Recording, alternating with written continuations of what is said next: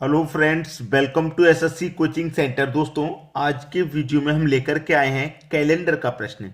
लेकिन ये जो प्रश्न है आपको जानना बहुत ज़रूरी है, क्योंकि बहुत अच्छी जानकारी यहाँ पर दी गई है और ये जानकारी सभी को मालूम होनी चाहिए। स्टार्ट करते हैं।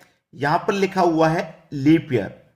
लीप ईयर का जो भी कैलेंडर होगा वो 28 साल के बाद रिपीट होगा।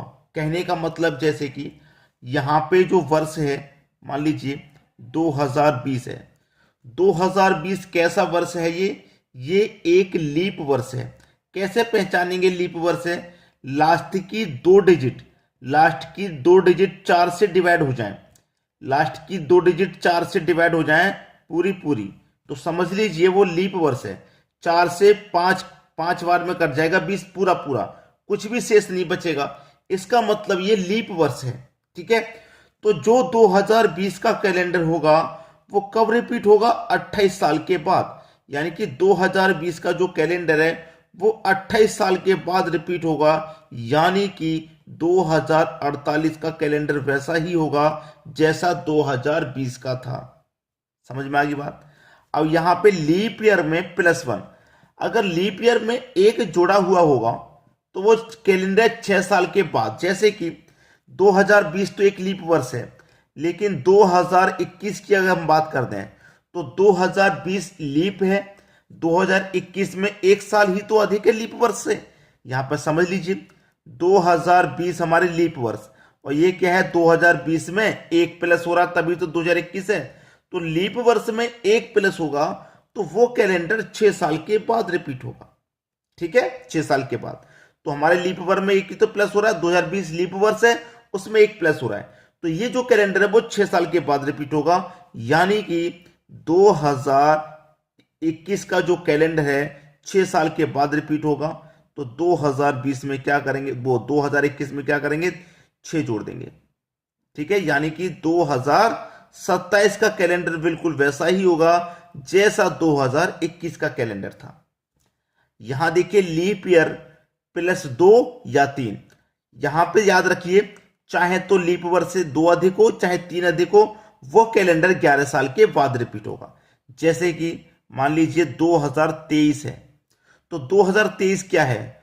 2020 +3, चाहे 2 हो चाहे 3 प्लस हो। 2020 +3 यानी कि 3 अधिक है, तो ये जो कैलेंडर है 2023 का, ये 11 साल के बाद रिपीट होगा। तो 2023 में क्या कर देंगे आप? 11 जोड़ देंगे। तो कब रिपीट होगा भैया? 11 जोड़ने के बाद 2034 में रिपीट होगा वही कैलेंडर जो 2023 का था। वो कैलेंडर आपका 2034 का होगा। समझ में आएगी बात? अब देखिए इसके आधार पर प्रश्न कैसे आते हैं वो प्रश्न सीख लेते हैं। ठीक है, चलिए अब देखते हैं प्रश्न। प्रश्न है आपका, वर्ष 1992 का कैलेंडर निम्न में से कौन से वर्ष के लिए समान होगा? 1992 कैसा वर्ष है आप चेक कर सकते हैं। कैसे चेक करेंगे? 4 से डिवाइड करके। अगर 4 से पूरा पूरा कट गया तो समझ लीजिए लीप वर्ष है। चलिए 4 से कटाऊंगा, 4 दूनी का 8, एक बचेगा 12, 4 तिरिक का 12, यानी कि 23 बार में पूरा पूरा कट गया, कुछ भी शेष नहीं बचा, पूरा कट गया। जब पूरा कट गया तो इसका मतलब क्या है कि 1992 एक लीप वर्ष है। और लीप वर्ष का जो कैलेंडर है कितने साल के बाद रिपीट होता है? मैंने बताया था 28 साल के बाद रिपीट होता है। तो 1992 का कैलेंडर निम्न में से कौन से वर्ष के लिए समान होगा? जैसा 1992 का है कैलेंडर, ऐसा ही कैलेंडर कब होगा? 28 साल के बाद। तो 1992 में आप 28 जोड़ देंगे। 1992 में जब आप 28 जोड़ देंगे तो कितना हो जाएगा? 1992 में 28 जोड़ने के बाद जोड़ दीजिए इसमें 28। ठीक है, 8 जोड़ देंगे 2000, 2020, यानी कि जैसा कैलेंडर 1992 का था 28 साल बाद, यानी कि 2020 का कैलेंडर वैसा ही होगा। डी ऑप्शन बिल्कुल सही। आपकी समझ में अच्छे से बात आ गई। जब कोई लीप वर्ष होता है तो 28 जोड़ते हैं। ठीक है, लीप वर्ष में +1 होता है तो 6 जोड़ते हैं, और लीप वर्ष में 2 या 3 होता है तो उसमें 11 जोड़ते हैं। मैंने बता दिया है। ठीक है, चलिए अब देखेंगे अगला प्रश्न। अगला प्रश्न है, वर्ष 2007 का कैलेंडर निम्न में से कौन से वर्ष के लिए समान है? 2007 का कैलेंडर 4 से डिवाइड करके देख लेना। 4 से मैं कटाऊंगा, 4 एक कम 4 कट जाएगा, 7 में से 4 कट गया तो शेष बचा 3। 3 शेष बचा, इसका मतलब क्या है, ये लीप वर्ष से 3 अधिक है, लीप वर्ष से 3 अधिक है। तो देखिए 2007 में से आप 3 को माइनस कर दीजिए तो कितना बचेगा, 2004। यानी कि 2004 हमारी एक लीप वर्ष है और ये कितना अधिक है, 3 अधिक है। तो 2004 में हम 3 जोड़ देंगे तो 2007 ही हो जाएगा, ये हो जाएगा कि नहीं। तो 2004 से ये 3 अधिक है। तो मैं आपको बता चुका हूं कि अगर 1 अधिक रहेगा तो 6 साल बाद रिपीट होगा कैलेंडर, अगर 2 या 3 अधिक होगा तो 11 साल के बाद होगा रिपीट कैलेंडर, अगर लीप वर्ष होगा तो 28 साल के बाद रिपीट होगा कैलेंडर। आपको अच्छे से पता है, ठीक है। तो ये लीप वर्ष से 3 अधिक है, जब 3 अधिक है तो 11 साल बाद कैलेंडर रिपीट होगा, ठीक है। तो 2007 में क्या करेंगे आप, 11 को जोड़ देंगे, 2007 में 11 जोड़ देंगे, ये हो जाएगा 2018। यानी कि जैसा कैलेंडर 2007 का था वैसा ही कैलेंडर 2018 का होगा। यानी कि डी ऑप्शन बिल्कुल सही जवाब। समझ में आ गया सभी को। चलिए अब देखेंगे अगला प्रश्न। अगला प्रश्न है, वर्ष 1965 का कैलेंडर निम्न में से कौन से वर्ष के लिए समान होगा। 1965 का कैलेंडर 4 से डिवाइड करके देख लीजिए कितना अधिक है लीप वर्ष से। 4 से कटाऊंगा, 4 एकम 4, 2 बचेगा 25, 4 छिंग 24, एक बचा शेष। मैं 2 डिजिट काट के देखी, उसमें से एक बचा। जब एक बचा है तो इसका मतलब कि लीप वर्ष से एक अधिक है। यानी कि 1965 में 1964 आपका एक लीप वर्ष है और 1965 दे रखा है, यानी कि लीप वर्ष से एक अधिक दे रखा है। एक अधिक दे रखा होता है तो बता चुका हूं, अगर एक अधिक है तो कैलेंडर 6 साल के बाद रिपीट होगा, ठीक है। अगर 2 अधिक है या फिर 3 अधिक है तो कैलेंडर 11 साल के बाद रिपीट होगा। अगर लीप वर्ष ही है तो 28 साल के बाद रिपीट होगा। अब यहां पे एक वर्ष अधिक है ना, तो 6 साल के बाद रिपीट हो जाएगा कैलेंडर। तो हमारे पास वर्ष 1965 है, ठीक है। 1965 का 6 साल के बाद रिपीट होगा कैलेंडर, तो 6 जोड़ दीजिए। 1965 में 6 जोड़ देंगे तो इसका मतलब 1971 में रिपीट होगा कैलेंडर। जो कैलेंडर 1965 का है वैसा ही कैलेंडर 1971 का होगा। ये आपका आंसर हुआ 1971, ठीक है।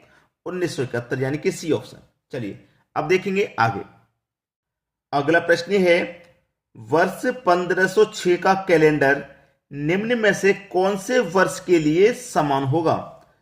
1506 का कैलेंडर लास्ट की 2 डिजिट 4 से काट लेंगे तो कितनी बार जाएगा, 4 एकम 4, यानी कि 6 में से 4 ही कटेगा भाई, 6 में से 4 कटेगा तो 2 शेष बचेगा। इसका मतलब ये लीप वर्ष से 2 अधिक है, ठीक है। 2 अधिक है ना, तो देखिए 1506 में से 2 घटा दीजिए तो इसका मतलब 1504 लीप वर्ष है। और ये दे रखा 1506, यानी कि लीप वर्ष से 2 अधिक दे रखा है 1506, 2 अधिक है लीप वर्ष से। जब एक अधिक होता है तो 6 साल के बाद रिपीट होता है कैलेंडर, जब 2 या 3 अधिक होता है तो 11 साल के बाद रिपीट होता है कैलेंडर, और जब लीप वर्ष ही होगा तो 28 साल के बाद रिपीट होगा कैलेंडर। अब ये लीप वर्ष से 2 अधिक है, 2 अधिक है तो कैलेंडर कितने समय बाद, 11 साल के बाद रिपीट होगा। तो हमारे पास कौन सा वर्ष है, 1506 है, ठीक है। 11 साल के बाद इसका मतलब रिपीट होगा तो इसमें 11 जोड़ दो। 15 से 6 में 11 जोड़ देंगे तो कितना हो जाएगा, ये हो जाएगा 1517। यानी कि 1517 का कैलेंडर वही होगा जो 1506 का था, 1517। डी ऑप्शन बिल्कुल सही। क्लियर है। चलिए अब देखते हैं अगला प्रश्न। अगला प्रश्न है, वर्ष 2020 का कैलेंडर निम्न में से कौन से वर्ष के लिए समान होगा। 2020 का 4 से डिवाइड करेंगे तो 4 25 20, पूरा पूरा कट गया, पूरा पूरा कट गया ना, कुछ भी शेष नहीं बचा। तो इसका मतलब 2020 हमारा लीप वर्ष है। जब लीप वर्ष है तो कितने साल के बाद रिपीट होगा भाई, 28 साल के बाद रिपीट होगा। तो जो कैलेंडर 2020 का है वो 28 साल के बाद रिपीट होगा कैलेंडर। तो इसका मतलब 2048 का कैलेंडर 2020 के जैसा ही है, ठीक है। 2048 का 2048, सी ऑप्शन बिल्कुल सही जवाब। चलिए अब देखेंगे अगला प्रश्न। अगला प्रश्न है, वर्ष 1889 का कैलेंडर निम्न में से कौन से वर्ष के लिए समान होगा। दोस्तों अच्छे से मैं बताता हुआ आ रहा हूं, तो ये प्रश्न तो मैं आपको होमवर्क के लिए दे ही सकता हूं, क्योंकि अच्छे से क्लियर कर दिया गया है। इस प्रश्न में करने में आपको कोई समस्या नहीं आनी चाहिए। आप मुझे बताएंगे कि 1889 का जो कैलेंडर है, ऐसा ही कैलेंडर कौन से वर्ष का होगा। ठीक है, बताना आसान है। लीप वर्ष रहेगा तो 28 साल के बाद, लीप वर्ष में एक अधिक रहेगा तो 6 साल के बाद, और लीप वर्ष में 2 या 3 अधिक रहेगा तो 11 साल के बाद रिपीट होगा। आप बता सकते हैं, तो इसीलिए मैं होमवर्क के लिए दे रहा हूं छोटा सा क्वेश्चन। आप मुझे इसका आंसर जल्दी जल्दी फटाफट से कमेंट कर दीजिए। ठीक है दोस्तों, यहीं तक वीडियो था, समझ में आ गया। थैंक यू, धन्यवाद।